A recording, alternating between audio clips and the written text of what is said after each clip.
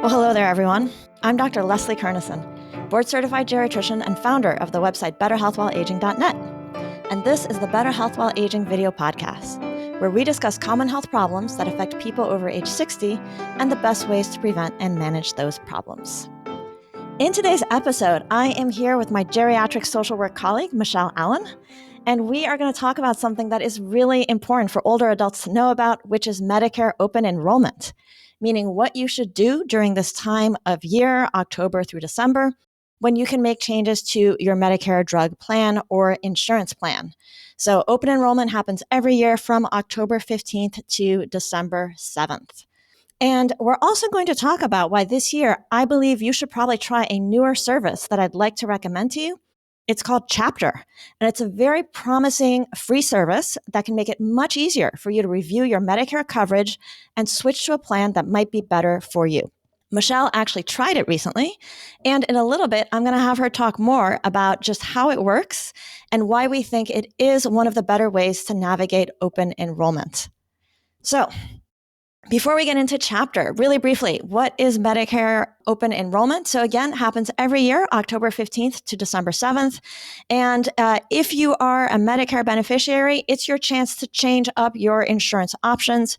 If you have Medicare Advantage, one of the Medicare HMOs, they're also sometimes called Medicare Part C, you can switch plans or you can switch back to original Medicare. Or you can switch up your drug coverage. That's often called Medicare Part D.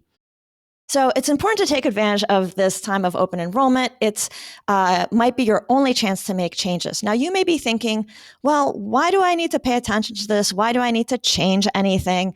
I'm on Medicare. Everything seems fine. But even though many people do not use this opportunity to look into things and change things, this can really be a mistake and can cause disadvantages because, especially if you are on a Medicare HMO plan, Medicare Advantage, or Medicare Part D, plans can and do change. In fact, they can just be dropped. They can decide to not renew for the following year, in which case Michelle and I found out that you'll just be automatically reassigned to a different plan. Premiums can increase, benefits can be dropped, and drug formularies can change. So Michelle and I really believe that it's important to review your options during Medicare open enrollment. This can save you money, right? This can make sure that you keep or get access to the doctors and health providers that you really want involved in your care. And this basically can help you ensure that you found the most affordable way to get the Medicare benefits that you want for the coming year. So we really feel that every older adult should, know what kind of Medicare coverage they have, but this is a really important time of year to do that review because your specific coverage does affect how much you pay out of pocket when you see the doctor or get certain services, the cost of your premiums, whether you can access certain outpatient services, the cost of your medications, the availability of certain non-medical services, and much more. So, with that, I'm now going to, turn it over a bit to Michelle because Michelle, in your work as a geriatric care manager, you're also a certified aging life care professional. You actually work directly with older adults and families to help them manage their health care and otherwise get the care they need. And so a big part of your role is helping your clients with their Medicare plans, their health insurance, so that they can, again, get the care they need and want. So can you share a few examples of why you've often had to make adjustment to the coverage of your clients during open enrollment? Yeah, absolutely. So I think for a long time, I thought about Medicare the way I think a lot of Medicare beneficiaries do. I thought it was just a set it and forget it. Just like you set it up, everything's working fine, no need to tweak it or take a look at it. Until I distinctly remember the time I was looking through one of my clients' mail with her, and she had received her annual notice of change from her Medicare Part D plan, which is her prescription drug plan. And we noticed in the fine print within the annual notice of change that her premium was going to increase from $30 a month to $110 a month for her prescription drug plan. That's Oh my God. a huge change, That is like 300% or more. And I was like, whoa. So together, she and I looked through the options. The other thing is that her husband was on the exact same plan, so he was facing the exact same change. And I thought, wow, I've really got to tune into this and really pay attention to whether or not the annual notice of change that everybody gets this time of year, whether or not it's describing something that could be very harmful to an older adult. And I think, right, the system benefits from people just setting and forgetting it. Like, just set it up. They can increase the premiums. And a lot of people think it's just too much hassle to go through. The other thing that I've experienced is that I've had clients who have forgotten to pay their Medicare, their Medigap premiums. So your Medigap is your Medicare supplement. It's what helps pay your original Medicare's 20% that Medicare doesn't pay, right? So original Medicare pays for 80% of Part B cost. And then a lot of people have a Medigap plan to help pay for that 20% that original Medicare doesn't pay for. Medigap plans, you have to pay a premium every single month. A lot of people put those premiums on auto pay, but some people cut a check. I've had several clients who have just forgotten to pay their premiums and lose their coverage. And it's this time during open enrollment is when you can actually switch from original Medicare to a Medicare Advantage plan, which is sometimes a good next step to take if you do lose your Medigap coverage. And so it's a good idea too to be checking into that. Like, do you had a Medigap plan? Do you still have a Medigap plan? And putting that in place. The other situation I've run into is I have had clients who are on a Medicare Advantage plan that is no longer meeting their needs, and they need to switch. Like, maybe they've been in an HMO and they've moved, and so it's harder to get access to the HMO providers. So maybe we want to look at switching them to a Medicare Advantage plan that's a PPO instead of an HMO. And so we've looked at making those kind of switches. Or their Medicare Advantage plan has decided not to renew, that insurance company is leaving the market or leaving the area, and it's time for us to shop for a new plan. Yeah. And you're somebody who let me know that there are several plans, Medicare Advantage plans that have chosen to not renew for 2026. And so we were just looking into this. What happens if they don't renew? And can you tell us what you found out? What happens to those beneficiaries? So if your Medicare Advantage plan decides not to renew, you have the option during open enrollment to sign up for a new Medicare Advantage plan, or to shop for a Medigap plan if you can clear the underwriting for a Medigap plan. Because if you don't do that, what'll happen is Medicare will just put you back into original Medicare. That is a fine situation for a lot of people. But again, remember that Medicare only pays 80% of the cost, which leaves you responsible for that 20%. And there's no out-of-pocket max, meaning that 20% that you're responsible for all of your medical expenses would just keep accruing, even if you end up spending in excess of $10,000, $11,000, $15,000. A lot of our Medicare Advantage plans have an out-of-pocket cap of $9,000, $7,000, which means that if you're on a Medicare Advantage plan with that out-of-pocket max, once you hit whatever their threshold is, $7,000, $9,000, whatever it is, then you're responsible for no more of those medical expenses. At that point, the insurance will pay 100%. Yeah. So the moral of the story, one is it can be very expensive to be on original Medicare with no supplemental plan. Two, things do happen to coverage. And if you're not paying attention, you might find yourself in the next year with a different insurance situation than you had anticipated and different expenses than you had anticipated. And that can be really hard. Now, we're not going to go into the details of the different forms of Medicare, original Medicare A and B, Medicare Advantage, Medicare D, the Medigap. Michelle and I did a video a year ago. We'll link to it in the description where we go into that in more depth.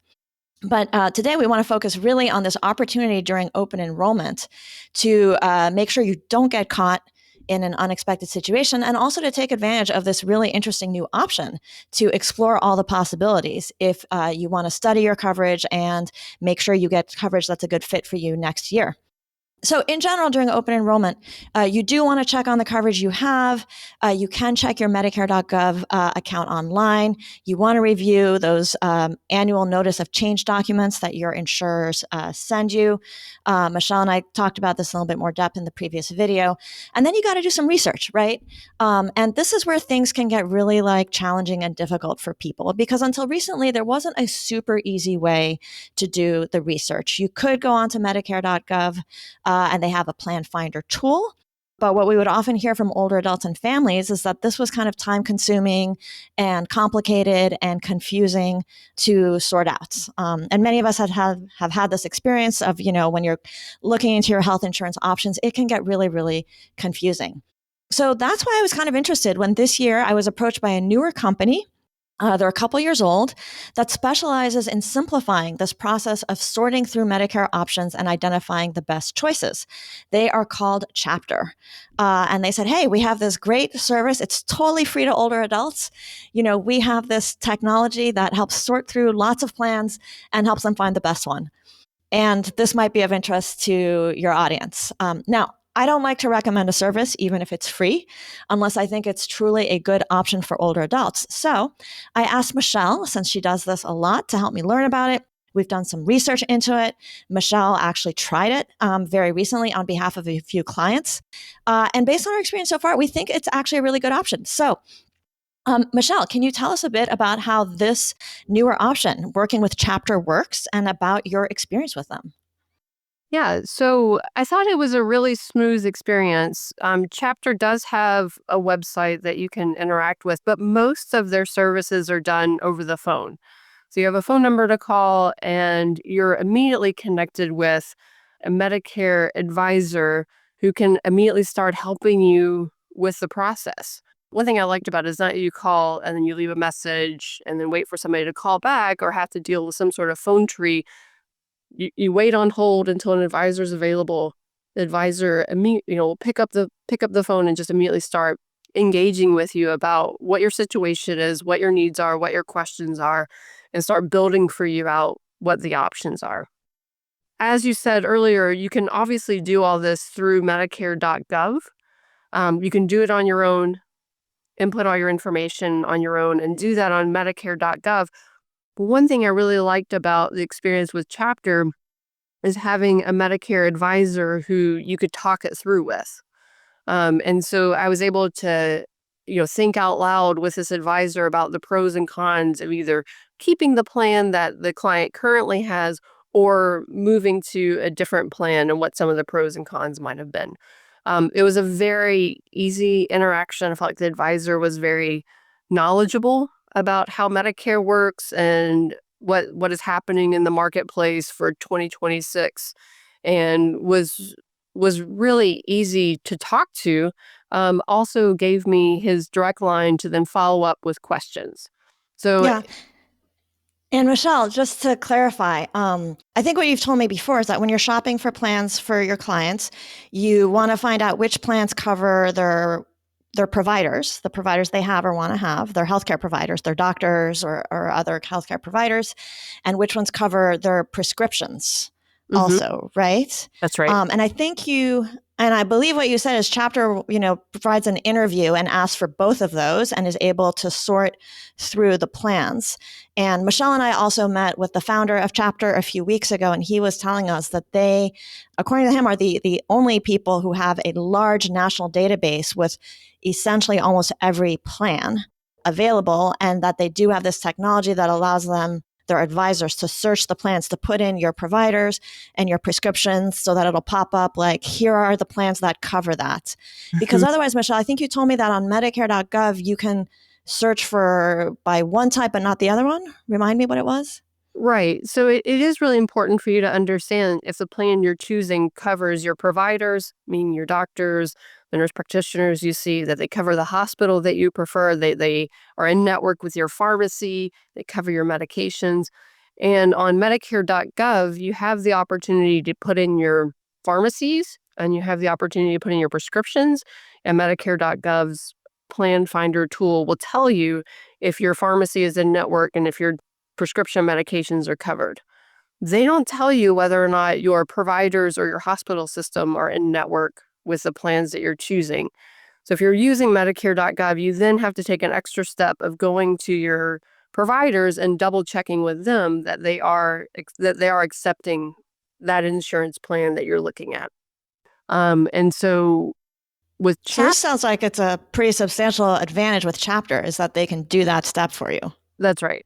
That's right. Is that Mm-hmm. with Chapter, they, there's throughout the interview process, they're taking a list of who are the doctors that you see, which hospital do you see, what pharmacy do you use, what medications are you taking, and then can help Mm-hmm. build out, all right, these are the plans that would cover these providers, that hospital system, this pharmacy, these medications.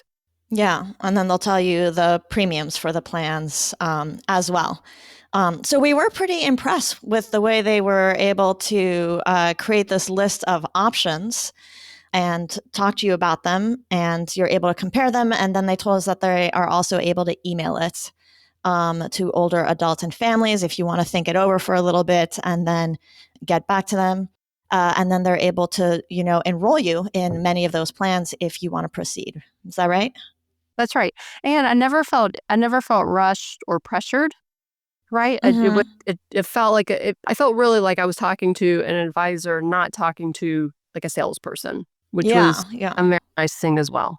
Right, right. And so when I first heard about this service, it's free to older adults. With any service, especially like a national company, I think, well, how are they making money, right? Since it is free.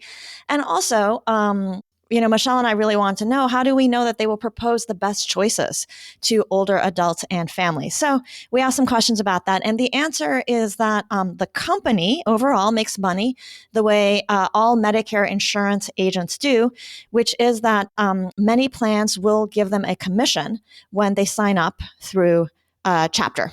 But what is interesting and unique about this particular service is that they have all these trained individual advisors, but the advisors themselves are on salary. And they do not know which plans are providing a Chapter with a bigger or smaller commission or any commission, because sometimes if they sign you up for certain things, they might get no commission. So this means that the advisors themselves don't have a motivation to steer you towards something that's more expensive or might not be right. And maybe that, Michelle, is part of why it felt like unpressured to you. And I think you told me that even for one client you brought up, the advisor was like, I think they're already on like the right plan for them, right? That's right. Yeah. That's right. So, can you now tell us, Michelle, a little bit about like what are the other options that people might explore, and how does working with Chapter compare to, say, talking to your local agent, or another option that people might explore to sort of work through this process of evaluating their Medicare coverage and making sure they're on a good plan for next year? Right. So one of the options is always to go straight through Medicare.gov, which is what we've talked about. And I still think that's a great option to maybe pull up and compare side by side with whoever else that you might be talking with. So at Medicare.gov, you can create your Medicare account, enter into your portal, use their plan finder tool, and explore what's out there. One thing I like about that is that you can do it on your own timetable. You can do it at midnight if you wanted to, and you can see everything out in writing. But of course, the drawbacks of that is that you can't, Medicare.gov isn't going to tell you if your doctor is in network with those plans. And you're there sort of sorting through all the information on your own. There's not another person to talk it through with. You can always call Medicare and talk through the options with Medicare with somebody over the phone. I'm not confident that they answer the phones in a timely manner. When I have called Medicare and gotten somebody, they have been helpful. But sometimes the waiting can be quite lengthy. Calling in there, and you may or may not be talking to somebody who's great at helping you sort through the plans. Like the person you talk to at Medicare might be somebody who's really good at helping you understand original Medicare's benefits and your rights and your eligibility, but maybe isn't great about helping you understand the different Medicare Advantage options. So you're kind of at the mercy of how well trained the person is that you talk to and their experience. One option that we all have as well is calling our state health insurance program, or our SHIP. So every single state has a state health insurance program or the SHIP. You can find your SHIP by looking up SHIP Help Unbiased.org.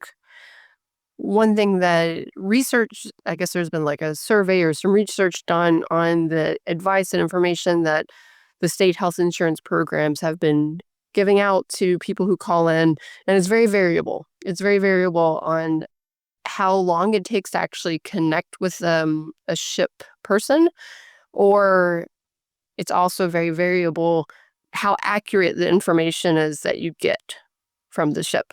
Because in a lot of states, there are SHIP Well, it's employees. publicly funded, and often they're a little low on resources. So, unfortunately, yeah, there was a study about this where they had kind of test individuals call different ships to see what was the quality of the information. And unfortunately, it was actually quite variable and often incomplete, is what they found. And so the recommendation was we need to invest more in ship and in training the people who respond. So it's an option, but your mileage may vary. Mhm. And then, Michelle, I know that in the past you've sometimes referred families to work with a local insurance broker. That's right. That's right. So I'm very lucky in the area where I practice that we have a very great local insurance broker that provides very good service to their clients and does a great job. But you might not have that in your area, right? And so finding an insurance broker, and this part's really, really, really important, one who specializes in Medicare. The Medicare isn't just one of the products that they offer as they're offering insurance products to people, but it's something they really do specialize in and understand the pitfalls and the issues and some of the problems that could come up if you pick the wrong plan. How do you know for sure that the insurance broker that is down the street from you is an expert in what they're selling? Mm-hmm. Yeah. So it sounds like when you called Chapter, you felt like you were having an experience comparable to like a really good broker that you That's knew. right. That's right. Yeah. Yeah. And one of the benefits being that they cover nationally, right? And Right. so if I live in Florida, but my aging parent lives in Ohio, you know, Mm-hmm. I couldn't use my broker in Florida, right? I need to go find one that's in Ohio. And luckily, Chapter is a national service. Yeah. Yeah. Okay. So yeah. So in summary, Chapter is this newer service that we're actually pretty excited about, that connects you with licensed Medicare advisors that can help you understand Medicare and your options. They have access to, a really big database, according to them, the biggest database covering the whole country. They can, help you compare plans, understand your options, and get you signed up for something that might be a good fit. And it is mostly done over the phone. Michelle, anything that you liked a little bit less, or any reservations you have about Chapter? I think the only thing I would have liked different is, you have to tell them the name of your pharmacy, all your prescription medications, your doctor's name. I think I would have liked a way to input all that information myself and send it over ahead of time than to tell it over, spell out my doctor's name to the advisor, Mm-hmm. spell out the prescription. I Yeah. would like a Yeah. more streamlined process that way. But again, Right. like, Right. they were not impatient, or you know, Yeah. they were Yeah. very, very nice to work with. Yeah. And I think what Chapter had told us is that, they have found that lots of older adults prefer to talk on the phone, prefer to be able to call in. So if you're that kind of person, it's great. If maybe you are helping somebody older and kind of a busier professional who's really used to doing things online pretty quickly, like Michelle is, it can be a time saver to be able to quickly enter things online. Or maybe they'll eventually get to the point where you can take pictures of your medication lists, and they'll suck it in. You never know with these newer services how they might be able to apply the technology to make things easier and faster. But overall, we thought it was a good experience.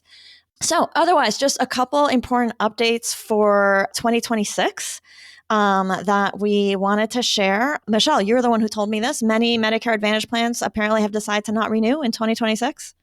That's right. Yeah. Some are Yeah. leaving the marketplace altogether, and some are just shrinking their footprint in certain areas. So it's Okay. important to really read those annual notices of change to see if your Medicare Advantage plan will still be offered. Okay. Or it sounds like other than reading the notice of change, you could also call Chapter and they will tell you. That's right. Right? So there you go. There's another way that you could take advantage of this free service. You also want to make sure your meds are in the Part D formulary of your plan, and formularies do change year to year. So that's helpful too. And then all Medicare Part D plans this year will have a lower cap, $2,100 on out-of-pocket prescription drug costs. So that's a really great update as well. So to summarize, every year I send out, an article to my audience and remind older adults and their families it's open enrollment. We really recommend that you review your coverage and make sure that your coverage for next year is a good fit for you. So this is your yearly review because your yearly reminder, because plans can change, premiums can increase, benefits can be dropped, drug formulators can change. Plans can be dropped, and you could just end up on original Medicare if you're not paying attention. And then this year, I am recommending that you try Chapter because it is this newer free service that works nationally and seems to make it really pretty easy to identify your best Medicare plan options for next year. So Michelle, thank you so much for taking the time to try Chapter and tell us about it. And then I do want to disclose that Chapter did not pay me to make this video. But after reviewing the service, I did agree to become an affiliate. So that means that if you use their free service through my referral phone number or my referral link, Better Health While Aging is going to receive a commission, and you will be helping to support the work that I have been doing to provide information and education on aging health to you and your families. So with that, thank you so much for watching. And if you found the video podcast helpful, if you're here on YouTube, please go ahead and subscribe. It'll help more people find the channel. If you've been listening to the audio version on the podcast feed, come take a look at the video when you get a chance. You'll see my key points being displayed on the screen. And again, if you are going through open enrollment, I hope you'll try Chapter. I would actually love to know how it works out for you. Please let me know in the comments. Or you can email at hello@betterhealthwhileaging.net. So thank you once again. And I look forward to seeing you all again on a future episode of the Better Health While Aging video podcast.